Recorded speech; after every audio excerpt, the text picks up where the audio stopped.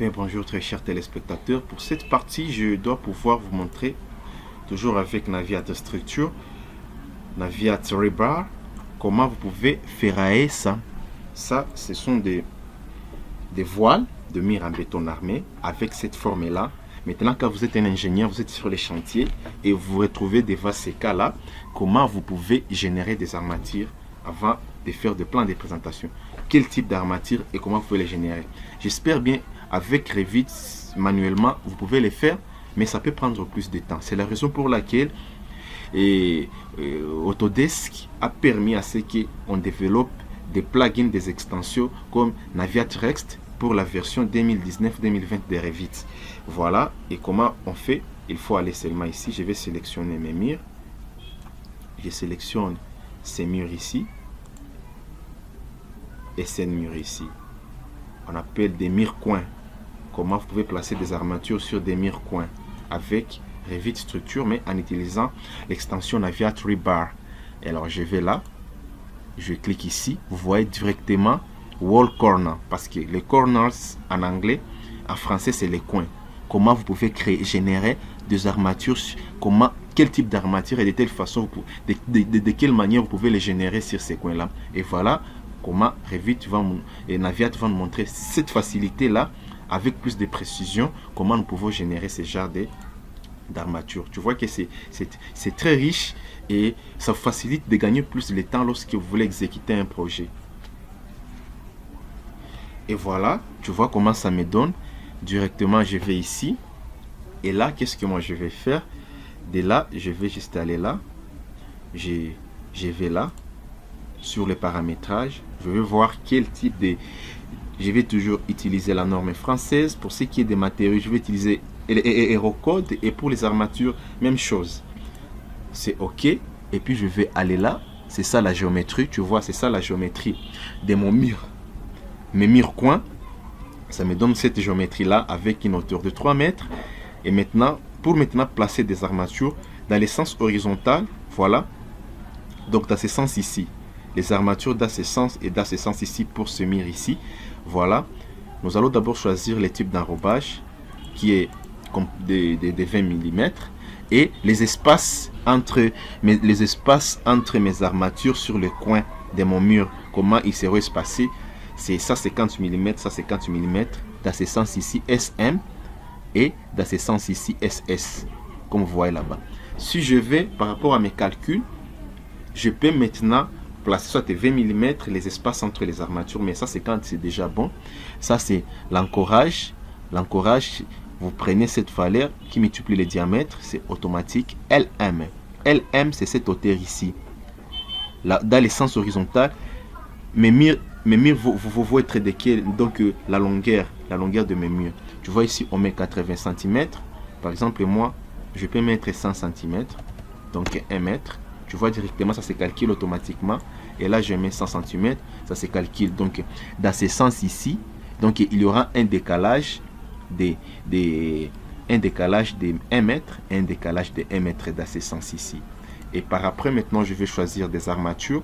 Tu vois ici, je vais utiliser les barres de 14. Et là-bas, je vais utiliser les barres de 14 aussi. Maintenant, entre ces deux murs, donc le logiciel détecte directement qu'entre ces deux murs, il doit toujours y avoir dans les ferraillages une colonne. Mais ici dans notre modélisation, comme vous voyez, c'est juste des murs. Mais lorsqu'on veut placer des armatures, tu vas voir que ça nous donne ça nous précise qu'on doit placer des colonnes. Et vous allez voir dans le sens longitudinal maintenant, parce que ça c'était dans le sens horizontal. Dans le sens longitudinal, tu vois que les logiciels proposent directement qu'ici il faut placer une colonne. Et comme j'ai dit, l'avantage d'utiliser le logiciel BIM, ce sont des logiciels intelligents dotés d'intelligence artificielle que vous collaborez avec.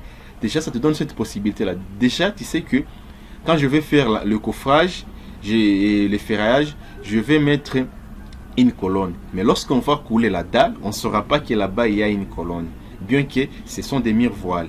Et là-bas, j'ai choisi l'enrobage, les types d'armature. Je vais utiliser les barres de 16 et puis moi, je vais enregistrer. J'enregistre cette base de données, je peux l'utiliser ultérieurement. Tu vois, j'enregistre. Et puis maintenant, je clique sur OK. Je vais générer des armatures. Et voilà, mes armatures sont générées sur mon mur de coin. Ils sont là, mes armatures sont générées. Qu'est-ce que je vais faire? Je vais aller là et je vais les sélectionner. Je vais filtrer. Je filtre et puis j'applique. Je vais là-bas. Et puis, état de visibilité. Je vais là. Je clique OK. Et voilà, ça me donne ça. Si je vais là, voilà, ils sont là. Mes armatures de coin sont générées. Vous voyez combien c'est très bon lorsque vous travaillez pour un projet de génie civil. Et ça, c'est un mur de soutènement. Non, c'est un réservoir ou de mur en voile. Voilà ce que ça donne. Maintenant, si vous voulez, maintenant, vous pouvez modifier ça. Vous modifiez ça. Je modifie ça. Je modifie ça. Je fais un clic droit. Là-bas, seulement la différence, c'est que là-bas, on n'utilisera pas des étriers, mais voilà la manière dont vous pouvez. Donc, déjà, ça vous donne une idée lorsque vous allez travailler sur ce genre de projet, comment vous pouvez générer des armatures. C'est dit jamais vu, c'est une exclusivité, donc c'est un bonus que nous vous donnons pour vous essayer de vous montrer les multiples potentialités d'utiliser des logiciels Autodesk, et surtout les logiciels BIM comme Revit, tu vois. Donc, vous gagnez en productivité et vous faites un projet d'une manière plus professionnelle. Et voilà un peu. Voilà. Je sélectionne ça. Et puis, je fais un clic droit. Je vais là-bas. Et voilà, je modifie mes éléments. Là-bas, je vais mettre par exemple ça, rouge par exemple. Et j'applique. Et voilà. Mes armatures sont là. Et voilà. Donc c'est comme ça. Il faut que vous compreniez que c'est comme ça qu'on génère des armatures sur le mur coin. Donc des murs en béton armé. Donc des murs voiles en béton armé. Sur les coins, donc les wall corners, donc les murs coins. Voilà la façon dont on génère les armatures et comment on les place. Et tout ça avec Revit manuellement, ça peut prendre du temps, mais vous pouvez le faire. Mais l'avantage ici est que avec l'extension, vous générez automatiquement les armatures très bien avec Naviat Rex, donc Naviat Rebar Extension.